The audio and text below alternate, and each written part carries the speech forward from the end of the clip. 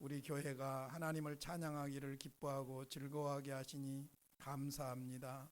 찬양을 받으시옵소서. 찬양하는 삶에 감사와 기쁨이 넘치게 하여 주시옵소서. 성령의 기름을 부어 주시옵소서. 아버지, 이 시간 우리가 하나님을 알아가기를 원합니다.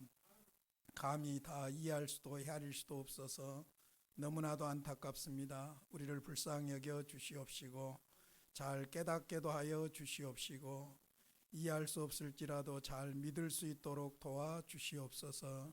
이 시간도 성령께서 우리의 스승이 되어 주시옵소서.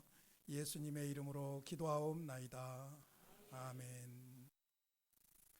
신론에 대해서 공부하고 있습니다. 신론을 두 부분으로 나누면 제1편 하나님은 어떤 하나님이신가, 하나님의 존재. 제2편은 하나님은 무슨 일을 하시는가, 하나님의 사역. 그래서 하나님의 존재와 사역인데, 지금까지 우리가 하나님의 존재 부분에서 하나님의 성품을 하나님의 속성으로 공부를 해왔습니다. 비공유적 속성과 공유적 속성 두 가지로 하나님이 어떤 분인가 하는 것을 이해하려고 예를 썼습니다. 이제 중요한 것은 하나님의 존재 중에서 아주 중요한 부분이 삼위일체입니다. 삼위일체. 그런데 이 삼위일체가 기독교 교리에서 아주 중요하면서도 아주 많은 문제를 일으켰던 부분이고, 수많은 이단들이 삼위일체에서 많이 생겨났습니다. 그래서 우리가 삼위일체를 성경적으로 바르게 잘 이해를 해야 될 줄로 믿습니다. 자, 오늘은 삼위일체에 대해서 공부를 하겠는데, 삼위일체 교리가 기독교에서 가장 중요한 교리라는 것입니다. 자, 삼위일체를 정의할 때에 한번 보십시오. 하나님은 영원부터 성부, 성자, 성령 세 위격으로 존재하셨다. 각 위격은 완전한 하나님이시다. 삼위로 존재하지만 한 하나님이시다. 이것을 이제 세 문장으로 요약을 하면, 첫째, 하나님은 성부, 성자, 성령 세 위격이시다. 삼위로 계신다는 겁니다. 그래서 삼위일체라는 말이 한문으로 석삼, 자리위, 한일, 몸체 그 이야기예요. 영어로는 트리니티라고 그럽니다. 그래서 삼위일체 하나님을 말할 때는 그냥 트리니티 그러면 삼중연합 그러기 때문에, 하나님으로 말을 지칭하는 삼위일체를 말할 때는 앞에다 홀리를 붙여서 홀리 트리니티 이렇게 이야기하기도 합니다. 어찌됐든 하나님은 성부, 성자, 성령 세 위격으로 계신다. 두 번째, 각 위격은 완전한 하나님이시다. 자, 여기까지 하면 이제 어떤 문제가 생기냐면은 삼위가 계신다. 성부도 하나님, 성자도 하나님, 성령도 하나님, 각 위가 하나님이시다. 그러니까 자칫 잘못하면 삼신이 나오는 거예요. 하나님은 세 분이다. 이런 개념이 나올 수가 있어요. 자, 그것을 바로 뒤집는 것이 마지막 문장입니다. 하나님은 한 분이시다. 이것이 이제 우리의 한계예요. 하나님은 삼일체 하나님이신데 성부, 성자, 성령 삼위로 계십니다. 각각 하나님이십니다. 그런데 한 분이십니다. 이게 이제 우리 한계예요. 이런 존재 양식이 없어요. 그래서 사실은 삼일체 하나님은 기독교의 독특하고 유일한 하나님으로 존재하는 하나님의 양식이에요. 그래서 이것을 신비한 연합이라고도 말합니다. 어찌됐든 세 위격임에도 불구하고 한 하나님일 수가 있는가, 그거예요. 한 하나님일 수가 있는가. 그래서 사실은 삼위일체라는 말 자체가, 트리니티라는 말이 하나인데 셋이다, 셋인데 하나다, 모순이에요. 우리로서는 도저히 이해할 수가 없는 거예요. 석삼, 자리, 한일, 몸체. 어떻게 삼위일체라는 말 자체도 모순이에요. 이것이 이해할 수 없는 부분이죠. 하나이면 하나이고 셋이면 셋이지, 어떻게 하나인데 셋이고 셋인데 하나고 이것이 신비한 연합으로 이루어졌다는 것을 우리로서는 도저히 인간적으로 이해할 수가 없는 거예요. 그러다 보니까 많은 이단들이 생겨난 것입니다. 그래서 앞으로 삼위일체에 대해서 몇 주간 말씀을 드릴 때인데, 달리 말고 우리는 성경대로 그대로 믿는 것입니다. 자, 하나님은 삼위로 존재하신다. 성부, 성자, 성령 각각 위는 하나님이시다. 그런데 한 하나님이시다. 이 세 문장을 꼭 기억해 두셔야 돼요. 그것이 바로 삼위일체 하나님이에요. 그럼 우리는 왜 삼위일체 하나님을 믿느냐? 성경이 그런다고 하기 때문입니다. 사실은 삼위일체라는 말이 성경에 없습니다. 그런데 삼위일체 하나님을 성경이 말씀하고 있어요. 그런데 성경에서 삼위일체라는 말도 안 나온 것이 내가 나중에 보니까 당연한 거예요. 왜냐하면 삼위일체라는 용어 자체가 모순이에요. 하나님을 표현할 수가 없는 거예요, 사실은.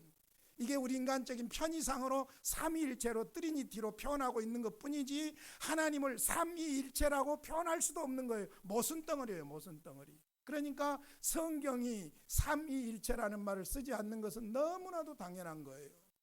신학교 다닐 때의 질문 중에 하나가 이것이죠. 성경에 없는 삼위일체를 왜 삼위일체 하나님이라고 합니까? 그거예요.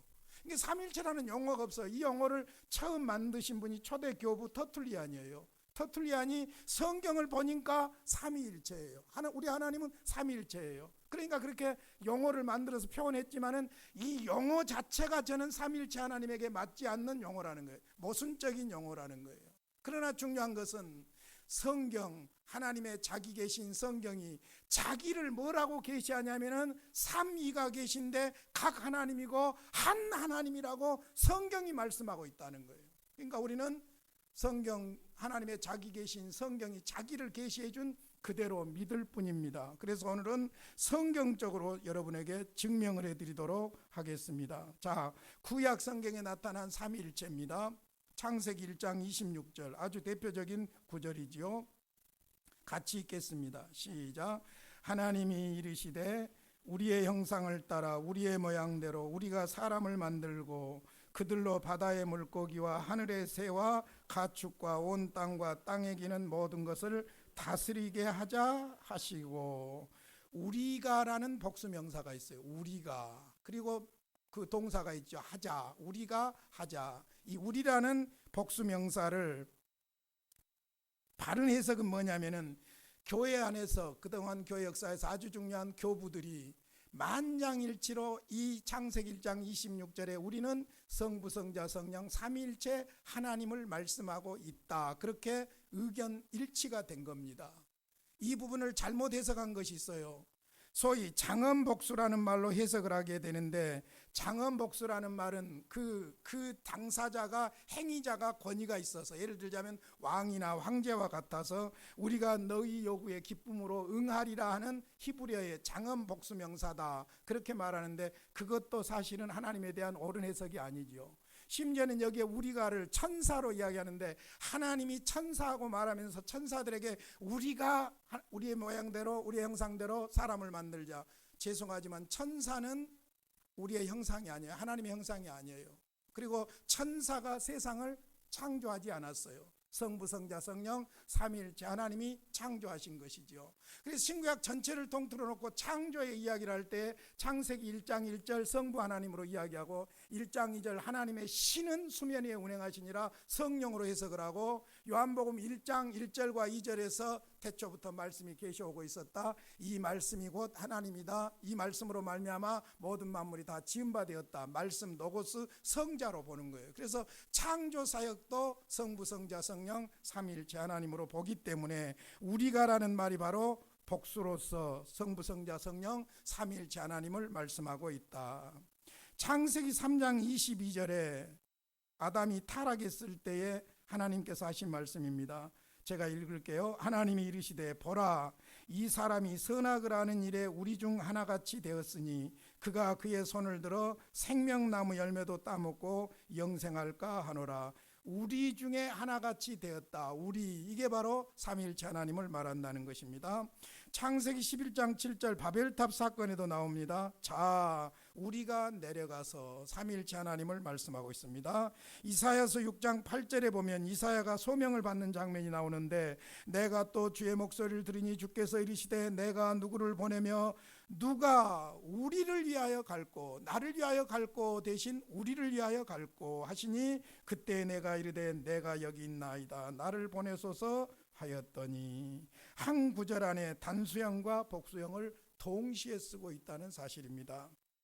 시편 45편 6절로 7절에 보면은 하나님이라는 말과 주라는 말, 하나님을 성부 하나님으로 주를 큐리오스 성자 예수로 이렇게 표현하는 내용을 말합니다. 시편 110편 1절에도 보면 두 인격이 나오는데 여호와께서 내 주에게 말씀하시기를 내가 내 원수들로 내 발판이 되게 하기까지 너는 내 오른편에 앉아 있으라. 성부와 성자를 표현하고 있다는 것이죠. 이사야서 63장 10절에 보면 주와 성령으로 표현하고 있습니다. 그들이 반역하여 주의 성령을 근심하게 하였으므로 주와 성령으로 분명하게 표현하고 있죠. 이처럼 구약 성경에 계시가 점진적으로 나타나고 있는 구약 성경에서도 하나님은 성부, 성자, 성령 삼위일체 하나님으로 거론이 되고 있고 계시되고 있다는 사실입니다. 이것이 이제 신약에서는 더 확실하게 나타난 것을 볼 수 있죠. 신약은 하나님의 아들 즉 성자 그리스도가 이 땅의 역사 속에 들어온 사건과 호흡을 같이 합니다. 그래서 구속 사건의 놀라운 역사를 성부, 성자, 성령 삼위일체 하나님의 역사로 신약에서는 분명하게 말하고 있습니다. 아주 대표적인 구절이 오늘 본문 마태복음 3장 16절 17절 메시아 대관식입니다. 구속주 메시아 그리스도로 오신 그리스도께서 세례를 받으심으로 이제 구원자라는 것을 입증하는 성부, 성자, 성령 삼위 하나님의 대관식이 바로 마태복음 3장 16절 17절입니다. 여기에 보면 자 같이 한번 읽을까요? 시작. 예수께서 세례를 받으시고 시작. 예수께서 세례를 받으시고 곧 물에서 올라오실새 하늘이 열리고 하나님의 성령이 비둘기같이 내려 자기 위에 임하심을 보시더니 하늘로부터 소리가 있어 말씀하시되 이는 내 사랑하는 아들이요 내 기뻐하는 자라 하시니라. 요단강가에 세례받고 있는 성자, 그리고는 그 다음에 그 성자에게 무엇이 임했습니까? 성령이 비둘기 같은 모습으로 임하셨고, 하늘에서는 무엇이 있었습니까? 성부 하나님의 음성이 있었습니다. 보라 이는 내 사랑하는 아들이요 내 기뻐하는 자라 할지니라. 이 말씀은 그냥 한 것이 아니고 구약에 고난받는 종으로 오실 메시아를 예언한 내용이 이사야서 42장 1절 2절에 나와 있어요. 그 내용을 그대로 이루어진 것으로 여기에서 하늘에서 음성이 들리고 있죠. 그러니까 성자 물 위에 계시고 성령이 비둘기 같은 모습으로, 여기서 또 오해하지 말 것은 성령은 비둘기다 그게 아닙니다. 비둘기가 뭐 평화 상징한다 어쩐다 그러는데 비둘기 더러운 거예요. 사실은 뭐 똥 싸고 얼마나 환경적으로 피해가 많은지 몰라요. 그러니까 성령은 비둘기다 그렇게 개념을 정리하면 안 됩니다. 비둘기 같은 형상을 했다는 것이지 성령이고 비둘기다 그러면 공기총에 맞으면 성령이 죽어요. 그러죠. 그러니까 성령이 비둘기 같은 모습으로 임했다는 것이고, 하늘에서는 사실 17절에 하늘로부터 소리가 있어 말씀하시되 했는데 원문에 보면은 맨 처음에 이두 그 말이 나와요. 이두 그 말은 보라 그 말이에요. 보라 하늘이 열리고 하늘에서 아버지 음성이 들리는데 이는 내 사랑하는 아들이요 내 기뻐하는 자라. 그러니까 성부, 성자, 성령 삼위 하나님이 예수님이 세례 받으신 장면에 나오지요. 특별히 예수께서 세례를 받으시고 했는데 성경에 보면은 침례교인들 때문에 세례하고 1번 해놓고 밑에다 꼭 침례 그리고 같이 같은 의미라는 것이죠. 세례라는 말이 밥티조라는 말인데 이 말이 물에 잠근다는 의미도 있고 물로 씻는다는 의미도 있어요.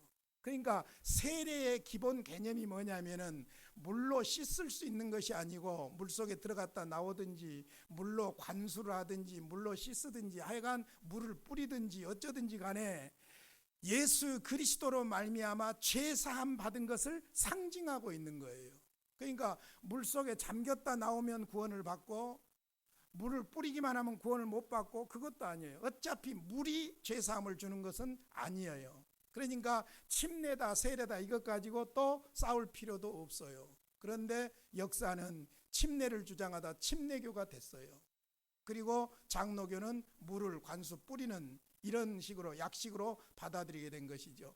어찌됐든 중요한 것은 예수 그리스도를 믿는다는 것이고, 예수 그리스도를 믿는 자에게는 그리스도의 피로 말미암아 죄 씻음을 받는다는 것이지 물이 어떻게 한다는 것은 아니에요. 그것을 상징으로 기념으로 그렇게 물로 세례를 베푸는 것이죠. 어찌됐든 성부, 성자, 성령 하나님께서 예수님께서 세례 받으신 메시아 대관식에 분명하게 계시되고 있습니다.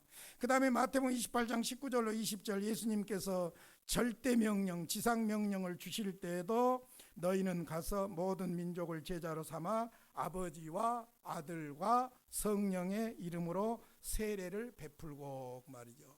자, 여기서 세례를 베푼다는 말 자체가 뭐냐면은 하나님의 가족 밖에 있는 사람을 하나님의 가족 안으로 들여온다는 거예요. 들여온다는 거예요. 그러니까 세례도 하나의 상징이에요. 하나의 표징이에요.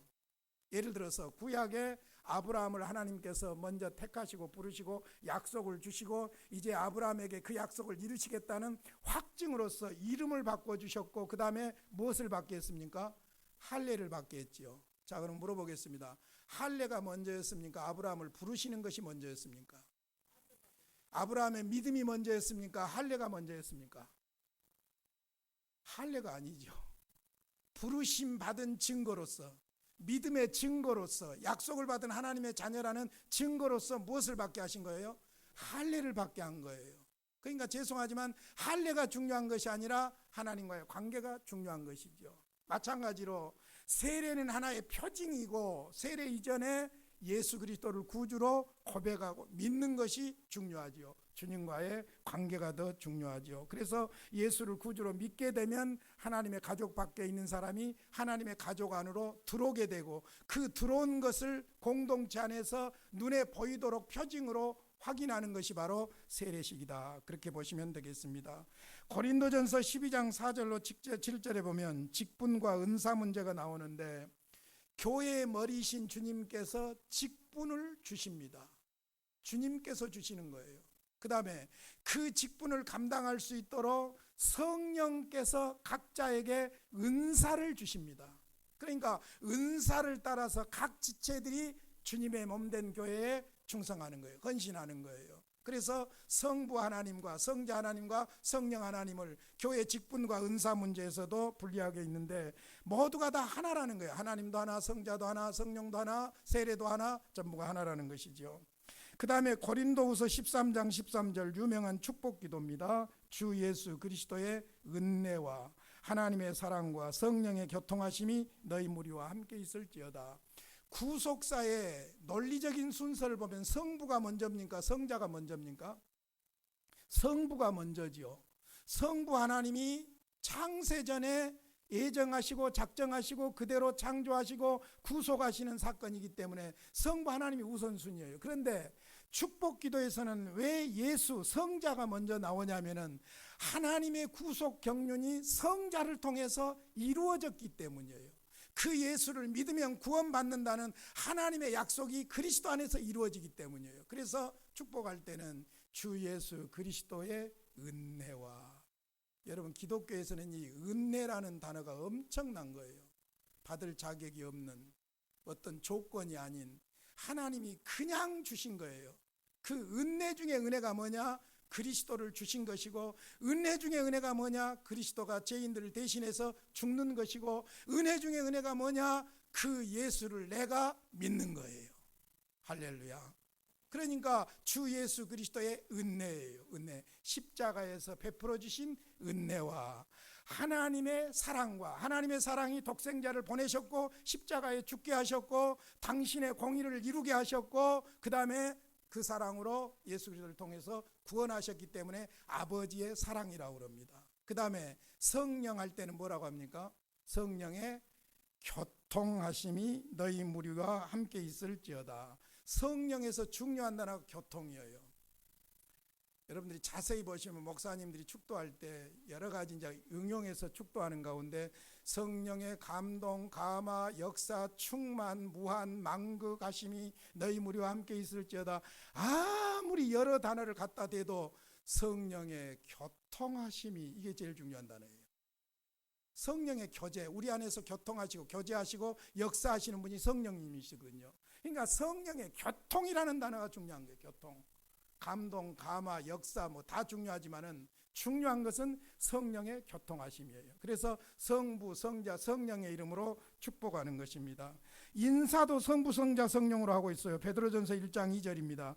곧 하나님 아버지의 미리 아심을 따라 예정이죠. 성령이 거룩하게 하심으로 순종함과 성령이 우리 안에서 교통하시니까 예수를 믿어서 거룩하게 된 것이죠. 예수 그리스도의 핏뿌림을 얻기 위하여 택하심을 받은 자들에게 편지하노니 은혜와 평강이 너희에게 있을지어다. 유다서 20절 21절에 보면 신앙을 격려할 때도 삼위일체 하나님으로 격려하고 있어요. 거기는 같이 읽겠습니다. 시작. 사랑하는 자들아 너희는 너희의 지극히 거룩한 믿음 위에 자신을 세우며 성령으로 기도하며 하나님의 사랑 안에서 자신을 지키며 영생에 이르도록 우리 주 예수 그리스도의 긍휼을 기다리라. 성령으로 기도하십시오. 성령으로 기도하십시오. 그래서 사실 삼위일체 하나님과 기도를 이야기할 때도 성부 아버지께 성자 예수님의 이름으로 성령의 도우심을 받아 기도하게 되는 줄로 믿습니다. 그래서 성령으로 기도하며 자신의 믿음을 지키고 자기를 세워가기 위해서는 성령으로 기도하며 하나님의 사랑 안에서 자기를 지키며 하나님이 나를 사랑한다는 사실을 믿으면 어려움들을 이겨낼 수 있는 줄로 믿습니다. 누가 뭐라고 해도 하나님이 나를 사랑하신다, 이 사실이 확신되어질 때 우리는 어떤 어려움도 이겨낼 수 있는 줄로 믿습니다. 뿐만 아니라 우리 주 예수 그리스도의 긍휼을 기다리라. 우리 주 예수 그리스도께서 십자가에서 나를 위해서 희생하셨던 것처럼 나를 불쌍히 여기는 그 긍휼하심을 의지할 때에 그 긍휼하심으로 승리하게 되는 줄로 믿습니다. 성령으로 기도하고 하나님의 사랑을 확신하고 그리스도 안에 있는 긍휼을 꼭 붙잡으면 우리가 끝까지 믿음으로 승리할 줄로 믿습니다. 그래서 신약 성경의 저자들은 하나님을 데오스라고 그래요. 헬라어로 데오스, 이걸 성부로 지칭을 해서 사용했고, 예수 그리스도는 대개 주, 큐리오스라는 말로 씁니다. 주. 그래서 사실은 원래 주라는 말이 왕이나 주인이나 이런 분들에게도 큐리오스 그러지만은 성경 계시에서는 이제 성자 예수 그리스도를 말할 때 주 그리스도, 주 큐리오스로 사용하고, 성령을 영이라고 할 때 퓨뉴마토스라고 그러거든요. 근데 그 앞에 하기오스라는 말이 홀리라는 말이에요. 거룩이라는 말이에요. 그러니까 하기오스 퓨뉴마토스 그러면은 성령이 되는 것이죠. 그래서 홀리 스피릿, 혹은 옛날 성경에서는 홀리 고스트 그러죠. 홀리 고스트 그러죠. 여러분 삼위일체 그러면 뭐가 생각납니까? 나는 옛날 영어 문법책이 생각납니다.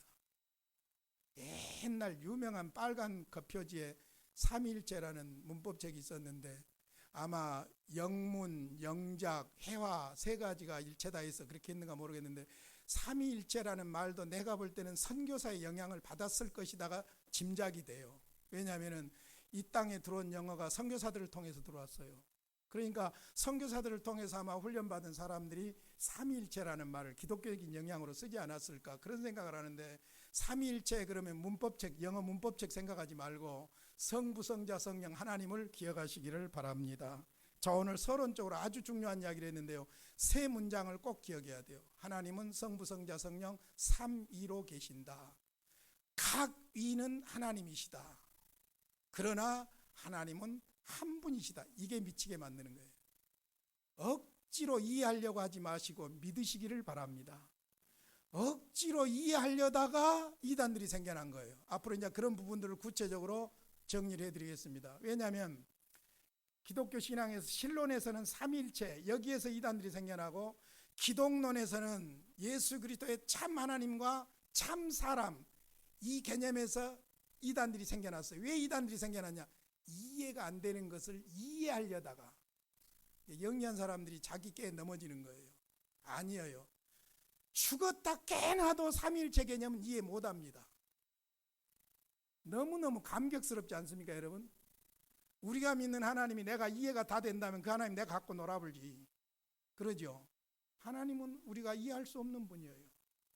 하나님의 구속사의 핵심 맥락인 기독론에서 예수는 참 하나님이고 참 사람이다. 그분만이 참 중보자다. 하나님과 죄인 사이의 참 중보자다. 그는 참 하나님이어야 되고 참 사람이어야 된다. 하나님 플러스 사람 200%가 아니라 하나님 플러스 사람 100% 그냥 그대로예요.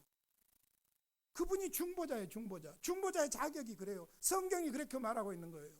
그런데 자꾸 이제 이상하게 계산을 하는 거예요. 이해를 하려고 하는 거예요.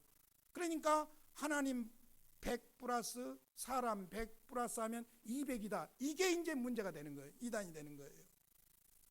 예수는 참 하나님이신데 참 사람이에요.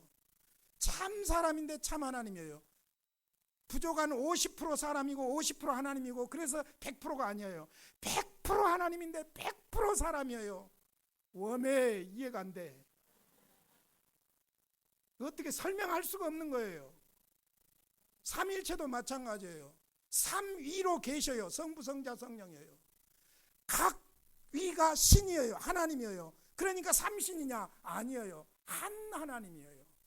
나눌 수 없고 분리할 수 없고. 그래서 삼일체 하나님을 뭐라고 말하냐? 신비한 연합이라고 말하는 거예요. 여러분, 우리 기독교는요, 삼일체 하나님 존재 양식의 근거에서 기독교가 나타난 거예요. 신비한 연합. 주님이 내 안에, 내가 주님 안에. 이것도 신비한 연합이에요. 기독교의 생명이에요, 여러분. 그러니까 삼위일체에서 이 세 문장을 반드시 기억해야 되는데, 제가 소요리 문답과 하이델베르그 요리 문답으로 정리를 해드리고 말씀을 마무리할게요. 자, 성경 소요리 문답 제5문에 보면은 하나님 한 분밖에 또 다른 하나님이 계신가? 한 분뿐이시니 참되시며 살아계신 하나님이시다. 하나님은 한 분이다고요? 여러 분이다고요? 한 분입니다. 하나님 한 분 외에 다른 하나님이 없습니다. 그런데 제6문에 가서 보면 하나님의 신격에 몇 위가 계신가? 같이 읽겠습니다. 시작. 하나님의 신격에 3위가 계시니 성부와 성자와 성령이신데 이 3위는 한 하나님이시다. 본체는 하나요 권능과 영등 동등이시다. 그러니까 하나님은 성부, 성자, 성령 3위로 계신다. 첫 번째. 두 번째, 각 위는 하나님이시다. 두 번째 문장이었어요. 세 번째, 하나님은 한 분이시다. 이해가 안 되는 거예요. 이해가 안 되는 거예요. 성경이 그렇다고 하니까 오늘 그대로 믿는 거예요. 다음 주에 이제 이 세 문장을 하나하나 다 정리를 해드릴게요. 소개를 해드릴게요. 왜냐하면은 이것이 이해를 하려고 하다 보니까 삼신론이 나오고 그 다음에 양태론이 나오고 이상한 이단들이 나오게 되는 거예요. 근데 그분들이 여러분 요즘 이단들 같이 저렇게 막가파 이단들이 아니라 그분들 나름대로 하나님을 바르게 이해해 보려고 몸부림치다 보니까 개인적인 주관에 빠져버린 거예요.